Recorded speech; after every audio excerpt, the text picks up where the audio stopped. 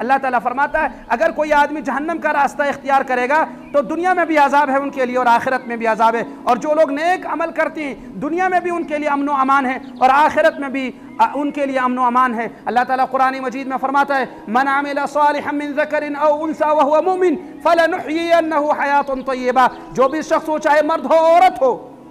من عمل صالحا من ذکر او انثى وهو مؤمن، مومن ہو چاہے وہ مرد ہو یا عورت ہو، جس نے اچھے اعمال کیے، من عمل صالحا من ذکر او انثى وهو مؤمن